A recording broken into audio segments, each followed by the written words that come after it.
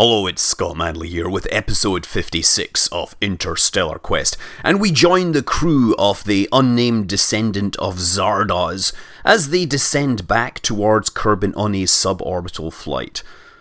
Okay, so we are suborbital. Let's get the engines. We should probably get the engines all warmed up, ready to go here. Engines. And there we go. 60 kilometer.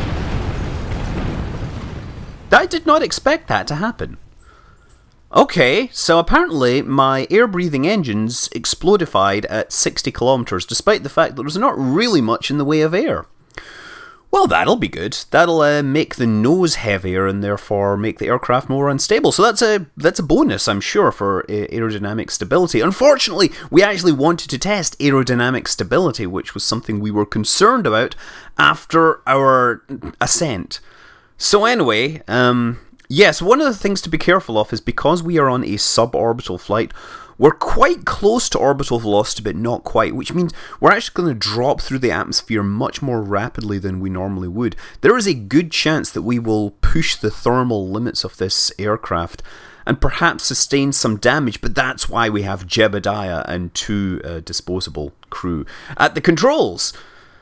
I can already see us starting to build up heat very quickly. You see that even although we're at 28,000 feet, our vertical speed is almost half a kilometer per second, which is way faster than we would otherwise like. Normally we would slow in a much more shallow pattern using the aerodynamics of this aircraft. I'm just trying to get the nose up to get some sort of control back. Vertical speed has now dropped below 500 meters per second, but we are dropping like a proverbial rock through the atmosphere. We're experiencing about 3 or 4 G's deceleration forwards, and this is getting unstable. It's not good. Oh, no. Fight it, Jebediah. Fight it. Keep it under control here. Yes, appreciate the pretty lights and all that. Take inspiration from those. Oh, come on. The control surfaces are sort of working. Definitely more stable, better than the other one. Okay, whoa. Okay. Now we're merely hypersonic. Okay, and we get the nose up. We get some control. Whew. Well, at least we didn't break up. I mean, that's, to be fair, if you had that in a default deadly re-entry setting, might not be that good, but I think mine are backed off a little so that, to account for the fact that FAR is providing a more slippery atmosphere, let's say. It's FAR, Ferrum Aerospace, lets your aircraft fly faster and lower than the standard atmosphere. So I figured that makes more sense. Okay. So now I'm noticing I'm descending towards clouds and I have no idea what the actual terrain is like. These are the new volumetric clouds, and I have to admit I'm feeling some form of trepidation, as I don't know. As far as I know, there could be a mountain literally waiting just below that cloud level here. So I'm trying to, get some control and not nosedive through these clouds, moving at about 230 meters per second. This thing does glide rather well. I mean, compared to the space shuttle. I'm noticing, actually, according to my altimeter, that there are definitely mountains below me rising up at least a kilometer. Maybe not mountains, but hills. Well, here we go through the clouds. Let's see what there is. There are mountains there for sure. There are some craggy hills and all that, and I've got to find a place to land. Although, okay, I see ridges. I see valleys. Definitely valleys is the place to go. I don't think landing on a ridge is particularly a good idea. And I guess I'm like about 10 kilometers. I'm going to be really close to the landing from my first orbit. I guess we could pretend that we meant to do that, right? To investigate the historic site. Okay, so yeah, we're about the terrain is about a kilometer above sea level here. And I think the more I go in this direction, the flatter things get. We probably managed to use our aerodynamics to get over those mountains. And now it's just a case of getting into that valley there, which I think has just presented itself nicely. And we gotta bleed off as much speed as possible before we touch down. Of course, bleed off as much speed as possible without stalling. That's always the challenge here. No air brakes on this anymore. Oh, what happened there? We had some very weird lighting glitch. Could be related to the clouds. The volumetric clouds. Okay. We're a couple of 100 meters up now, and the aircraft is actually really responsive, but also it loses a lot of speed whenever I turn this thing. So I'm just going to try... I don't know what the optimal touchdown speed is here, but I know that I want to keep the vertical speed as low as possible. Come on, it'll just like flare at the last minute, RCS, and touchdown. Keep control here. Oh, we're getting some bounces, getting some bumps. And yeah, we're about 1 kilometer above sea level here. And we're about 6 kilometers away from the first orbit flag. We could go and visit that, like, space tourists. Anyway, we collected all sorts of fascinating scientific data, like don't let your engines flame out, and beware of the B9 engines. Their pre-coolers don't seem to work with those things, and I'm presuming that's what made them explodify at 2 kilometers per second, 60 kilometers up. Okay, so the other thing that's going on is our low-altitude solar satellite, which we need to get into orbit around the sun as close as possible.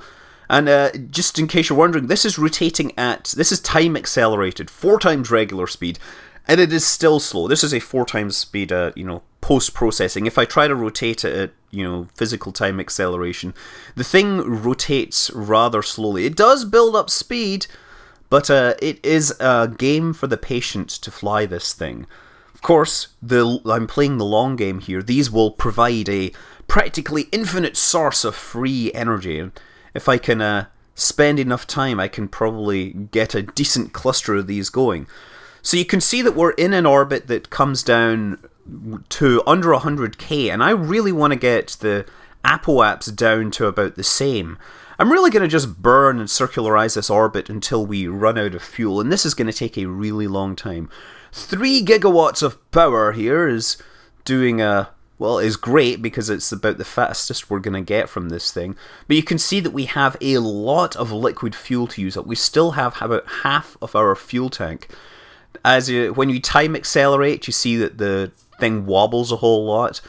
But yeah, we got to bring that down from over 1 million kilometers to 100,000 kilometers.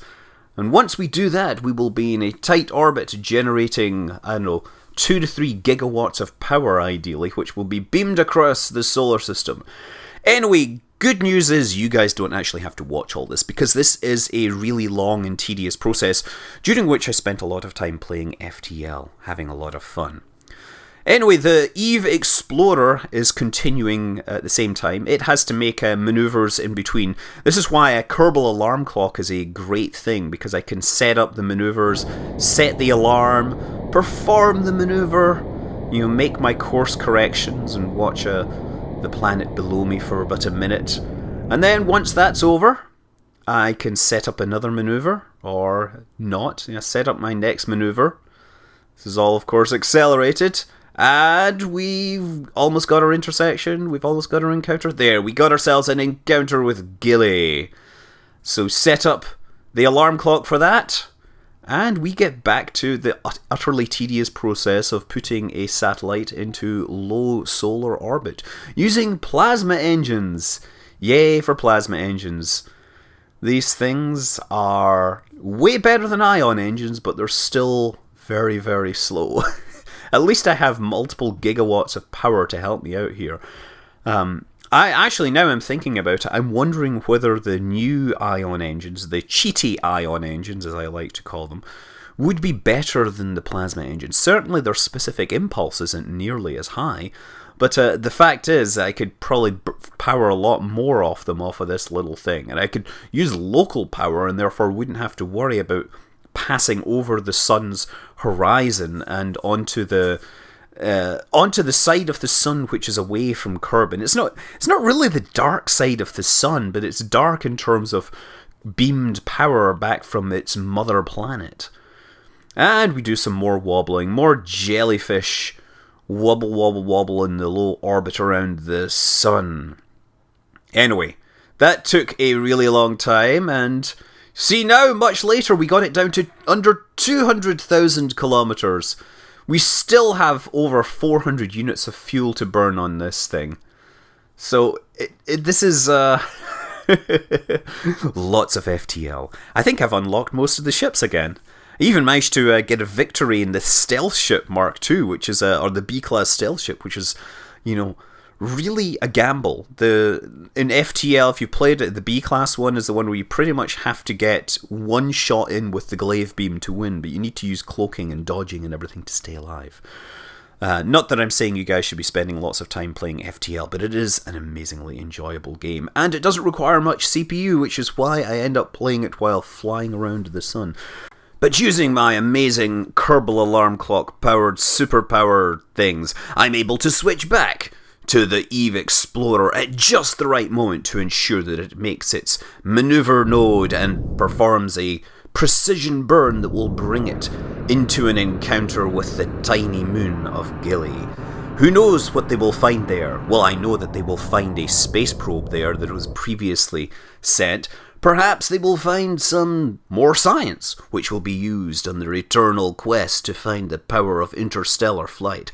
I'm hoping that an encounter with Gilly will perhaps bring them enough science to maybe unlock the mystic's power of fusion. However, we are starting a new mission. Using a somewhat less high-tech method of production, we are going to visit the moon and explore all of its areas of geological diversity which will yield us science. So this is, this is not yet named. I should probably come up with the name, and I'm sure the audience will come up with a fascinating name that will match the majesty of Zardoz. Yeah, so this is a standard, it needs to be a 3.75 meter fairing, because inside it we have a very large object, which will, of course, be apparent once we pass through these beautiful clouds that are looking rather more grey today. I guess that's the next step. Someone's going to introduce Kerbal weather, which will have precipitation, and you'll not be able to launch during precipitation because it will damage your heat tiles. That was the case with the space shuttle.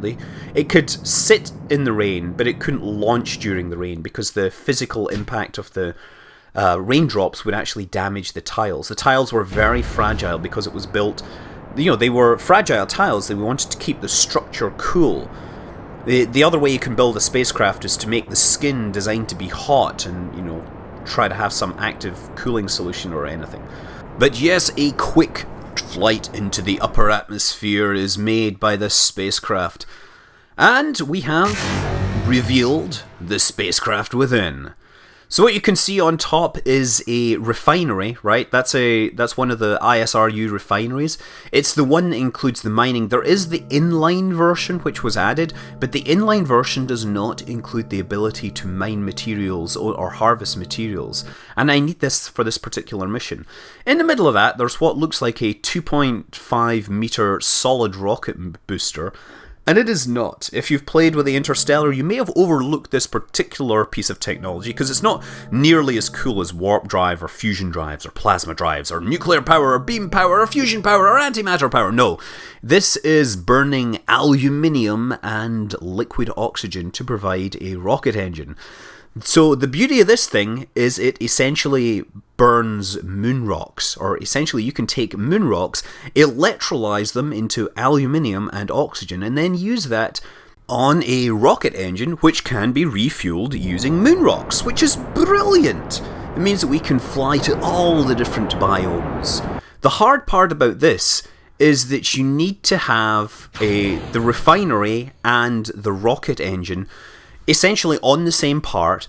The refinery is huge, the engine is unwieldy, and then you need, a bunch of other things attached to it to send to the moon. So you could see the docking ports on the side, and that's what this next mission is all about. We have, of course, upgraded the Zardoz, we've understood the flight protocols, and we are going to be taking it up to meet the as yet unnamed Mooner Explorer thingy. We have a crew of 4 on this, 3 in the cabin and 1 in the back, 1 in the payload bay. And of course it's going to be a standard flight because we've learned from our previous mistakes. We're not going to push the limits too much on the air consumption. We're going to make sure that we don't try to turn the engines on in air breathing mode when we're travelling at 2 kilometers per second. And we're hopefully going to be able to test the plasma engine which is on board. And of course, finally, we hope that docking will actually be a lot easier than it was last time. If you remember, we had all sorts of bizarre oscillation problems. Well, this time we think we've got it figured out. We're going to use a technique which the space shuttle actually uses, because the space shuttle used, because let's face it, space shuttle didn't go big for articulated stuff in its cargo bays. Anyway, once we get up to orbit, well, near orbital velocity, we're still suborbital. At this point, we might consider using RCS and things like that, but no, what we're going to do is we open this section at the rear here. Look at this, and then inside that we have a couple of radiators, because we need these to keep the thing cool once we start using the beamed power system. The beamed power system is not 100% efficient, and we will build up waste heat unless we have some of these radiators. So we can fold these out once we're in orbit, and using this, we'll fold out this little beamed power antenna, which we'll be able to draw from the interplanetary power network and power the tiny plasma thruster that sits in the middle there. Activating the receiver, folding it out, and looking for power. There we go, we get like 700, 800, 1 gigawatt. We passed 1.21 gigawatts, 2.11 gigawatts. Excellent. So yeah, we're still suborbital by quite a bit, and we have 25 seconds now to go to apoaps. I'm going to light up the main engines once again, just for a quick bump to kick us up to actual orbital velocity so we don't fall back. You're only getting 900 megawatts now as well. Now we can use the monopropellant as well, that gives us more thrust. We've been doing that just a little, but we don't want to waste all our fuel in this. This thing actually has tons of fuel. I don't know why I'm burning this plasma engine, but at this point it would have been nice to still have those nuclear rockets attached, but really I needed 6 engines to get the thrust to weight ratio. If you remember, we had real problems at around 10 kilometers with the previous design because we didn't have enough thrust from those engines, and the nuclear engines were having to be fired. Anyway, that's us in orbit. And we're just going to continue to correct things. Lots to be done here. It will be a very slow and tedious process, once again, because apparently I like my long, slow, tedious processes. Even with this tiny thrust that the plasma engine offers, it should be possible to rendezvous with the as yet unnamed lunar exploration vehicle. But it will have to be very gentle, very careful. Oh, look, we're only getting 36 megawatts. No, let's see if we can. We'll have to figure out where we can get better power. I mean, so this one I found that I have to rotate the thing around a lot and adjust the antenna. It does have full sky coverage. You just may have to rotate the vehicle to get the best coverage. You see that? Me pointing nose down here because my time to apoaps is going up, so I'm trying to keep the nose down to kill my vertical velocity just a little and circularize my orbit as much as possible. And so out comes the cargo bay so that the crew inside can get a look. There you can see we have a habitation module and a science lab. Anyway, rendezvous with this engine is perfectly possible. It does take a while. This whole mission to rendezvous took me about an hour and a half. Again, lots of FTL being played at the same time. But you know, it's just a case that when you're burning your engines, you may not get all the power you need, and so you have to account for perhaps making correction burns when you know that you're going to be in sight of a suitable power source. I've only got about 37 megawatts here, which is not very much for this engine, but just remember, the space station, it gets by on about 100 kilowatts, so this is like, 300 times the amount of power the space station has to work with. Anyway, the way to do things slowly is to start in either a higher or lower orbit and then progressively move your orbit closer to theirs as you get closer, so that the actual encounter velocity is low enough for this system to actually account for. Of course, once we get in really close, we'll have RCS, which will be vastly more powerful, but that will be in the next episode. Until then, I'm Scott Manley. Fly safe.